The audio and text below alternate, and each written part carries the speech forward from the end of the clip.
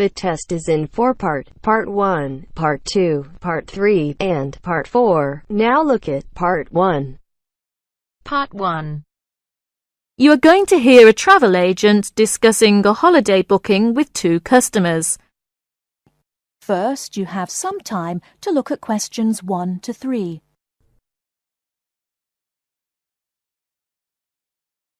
Now we shall begin. You should answer the questions as you listen, because you will not hear the recording a second time. Listen carefully and answer questions 1 to 3. Good morning. Can I help you? Yes, good morning. We'd like to book a holiday for July, please. Certainly. Where did you have in mind? Oh, well, we haven't thought a lot about it, really. We'd just like to go somewhere hot, and it must be in July. I see. Well, let's get the dates cleared up first, then we can see about availability. What part of July were you thinking of? Oh, well, you see, we have slightly different holidays. I've got the whole month, except for the last 5 days.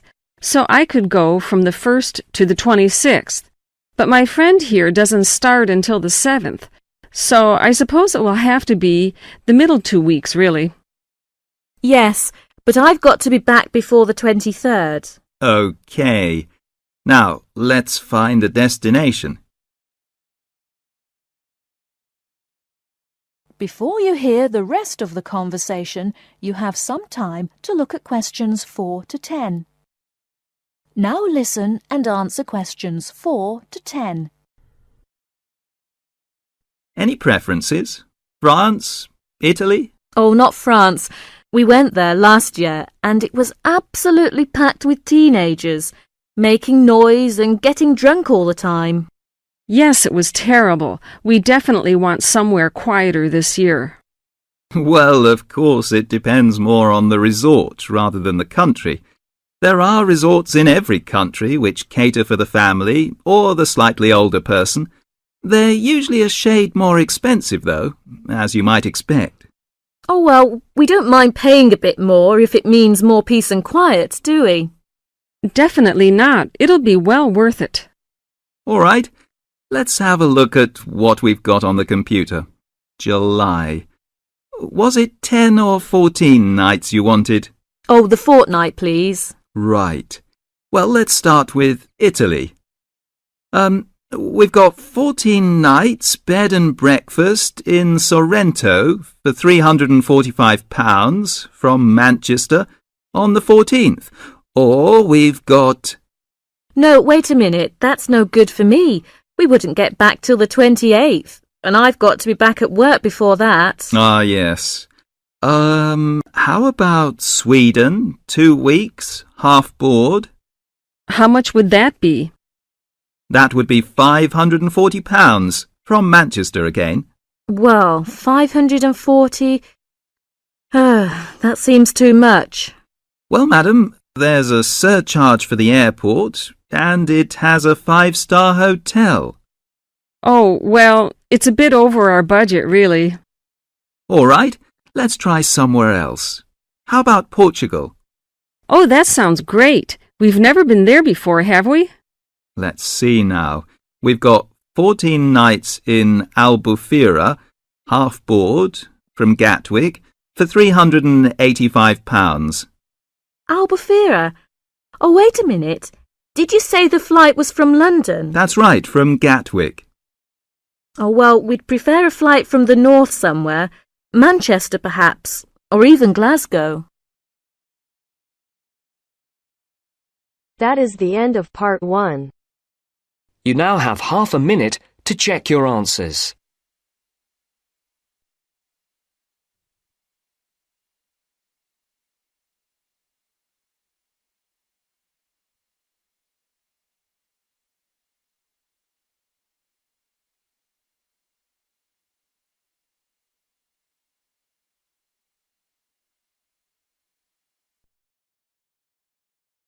Now turns to Part 2. Part 2. Matthew East, a registered osteopath and a supporter of alternative techniques in healthcare. Matthew, can you tell us more about osteopathy? First, you have some time to look at questions 11 to 16. Now, listen carefully and answer questions 11 to 16. Over the past 50 years, there have been some radical changes in medicine as it is known in the West. This is largely the result of vast improvements in technology, but also in the rising importance of alternative treatments. I have with me today Matthew East, a registered osteopath and a supporter of alternative techniques in healthcare. Matthew, can you tell us more about osteopathy? Well, perhaps the first thing I should say is that the term alternative is actually a little misleading, as I am referring to approaches and attitudes to health that were in common use long before Western medicine was established. I prefer the term natural. Anyway, I'll begin by telling you a little about osteopathy. Basically, osteopathy is the manipulation of muscles in order to alleviate stresses and tensions that lead to pain. Now, unlike Western medicine, osteopathy considers the whole body, not just the affected area, and this is a very important principle of natural remedies. The whole body must be considered before a course of treatment can be decided upon. You see, the aim of therapies like osteopathy is not only to repair the body, but also to get the body treating itself. And this does not come from treating the symptoms. To give an example, I recently treated a 2-month-old baby who was screaming all day and was even worse at night. The couple had taken the baby to their doctor, but the only advice they were given was that the baby would grow out of it. However, the real problem stemmed from a difficult birth, which put pressure on the baby's neck. After 10 minutes of gentle manipulation, the pressure was released, and within 20 minutes the baby was quiet and calm for the first time. This was achieved without drugs or operations. Avoiding such invasive methods of treatment highlights another of the differences between Western medicine and a more natural approach. You see, Western medicine often uses surgery in order to find a solution to problems that could have been addressed with simple remedies. A medical approach that looks closely at how essential an operation is before it is performed would offer patients a considerably less stressful method of treatment, not to mention the financial savings. Natural remedies actually amount to about 10% of the cost of a Western course of treatment.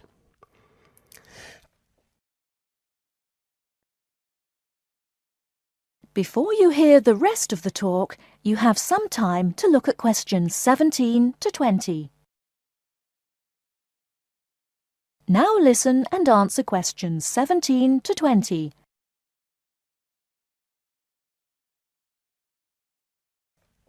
I'd like to mention the subject of surgery again a little later, but I would like to say at this point that there are those that claim that the benefits of osteopathy and herbal therapies are largely psychological, that they have not undergone the clinical trials that pharmaceuticals have.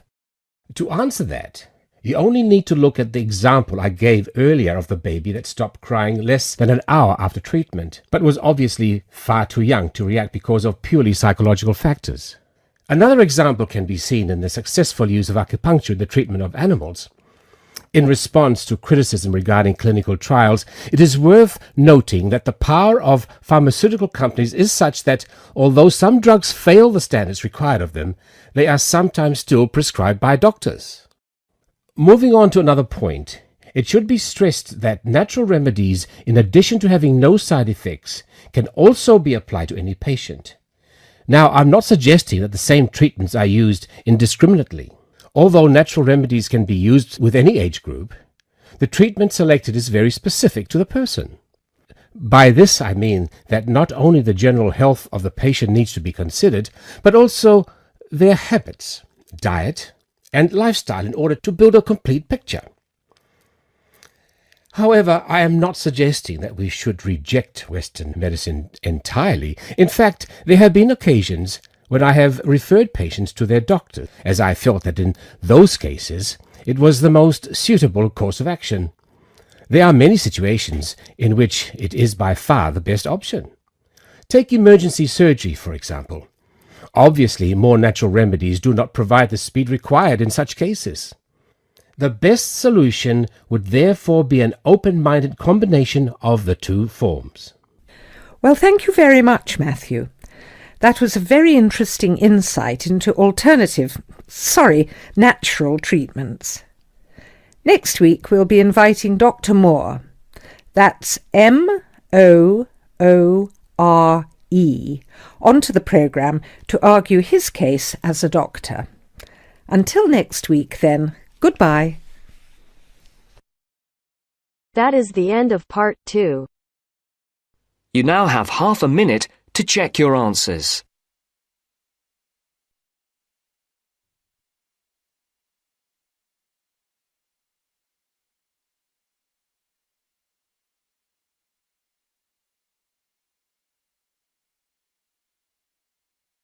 Now turns to part 3.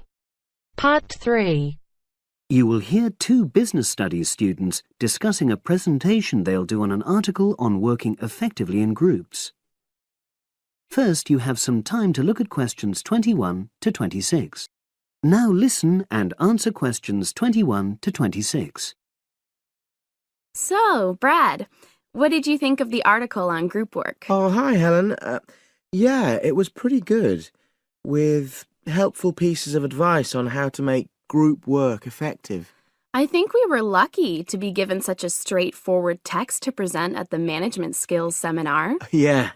Actually, shall we discuss it now? Have you got time? Sure. It's only a 10-minute presentation, so we just need to explain and then give our views on the main points raised in the article. I'll jot down some notes. Right. So, there are 3 main sections. I suggest we start with listening. Yeah, effective listening in groups, because it's not something that's frequently covered on courses in our field. No, and we should say that in the presentation. Yeah, and also effective listening's pretty simple, you know. I don't think it's hard to learn. Well, people think it's easy, but in my experience, most of us tend to be very lazy listeners. Okay, I wouldn't argue with that. Something I do think we should emphasize is the power of the listener's posture, gestures, etc., in making speakers feel respected. Not that you're just waiting for them to finish before jumping in with your own ideas. Uh-huh. Okay, right. The next section is on goal setting. Let's make sure we're clear what the article says on this. Yeah. Well, firstly, it says that all group members must be given time to explain their own goals. That's it, yeah. And then, did it say that the whole group should agree on common goals? That's a bit too strong. It's more that everyone's agendas should be equally acceptable. But it does say that goals have to be realistic, you know... Achievable within a particular time? You've got it. That's really what the article's saying. There isn't really any point in having ideals if group members know they won't come to anything within a reasonable period. So, I think a summary covering those points will be enough for that part of the presentation, don't you? Yeah. Now, the last section is about conflict resolution. Actually, I thought it was the worst part of the article. Me too. I don't think it went into sufficient detail on the issue. Actually, I thought it devoted too much space to it, but that it was all rather boring, you know? It didn't mention some of the more radical theories. Absolutely. I found that really irritating. Right, and also I think it could have said more about conflict sometimes being healthy in groups. Absolutely. It just mentioned rather glibly about how we should avoid thinking of winners and losers, and that quick resolution of conflict is always desirable. Without explaining what these terms mean? Well, it gives quite detailed definitions, but doesn't develop a proper argument. Right. So, for the presentation, I think we just give some definitions and then explain what we felt were the weaknesses in the article's treatment of conflict resolution. Yeah, good. Now you have some time to look at questions 27 to 30. Now listen and answer questions 27 to 30.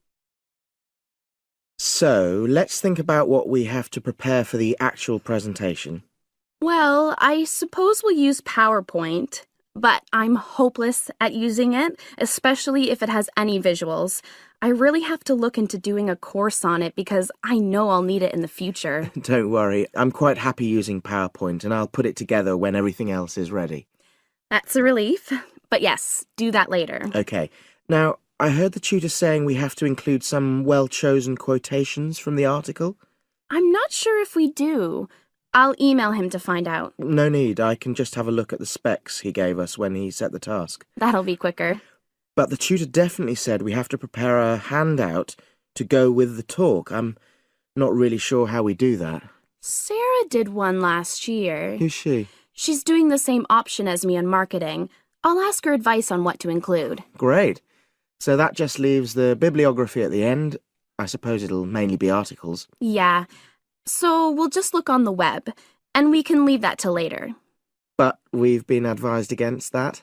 Well, we could have a look through some journals in the library. I think we should start by looking through module handbooks. I think that'll give us some good leads. Yeah, you're probably right. So, that's all the topics. That is the end of part 3. You now have half a minute to check your answers.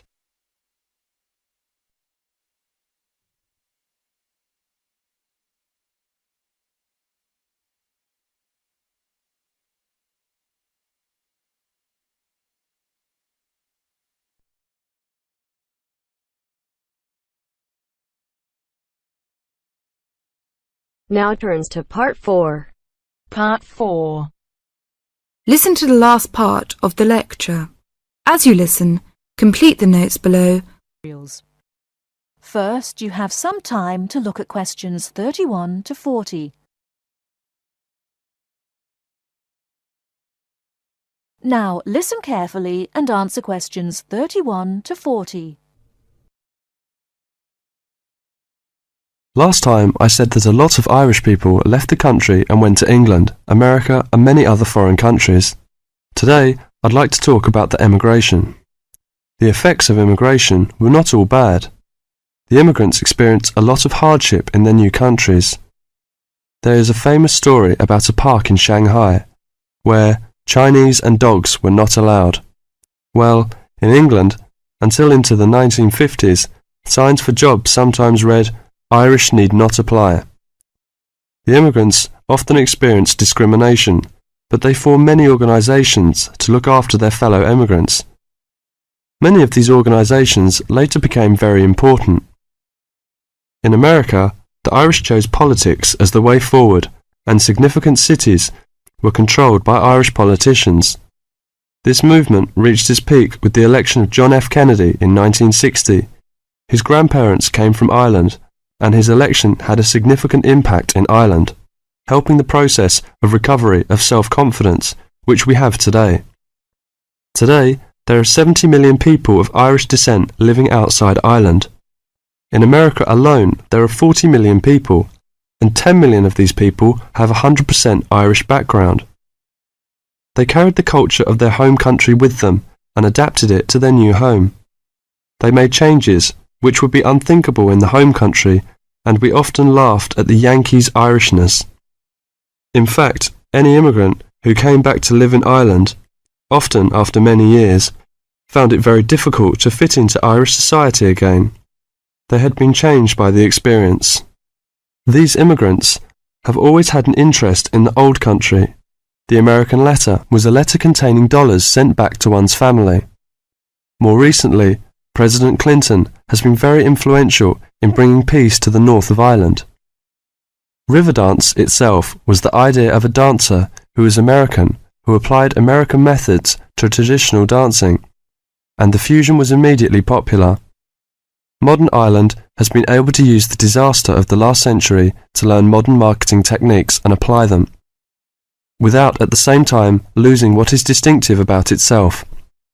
Riverdance is a demonstration of that distinctiveness. That is the end of part 4. You now have half a minute to check your answers.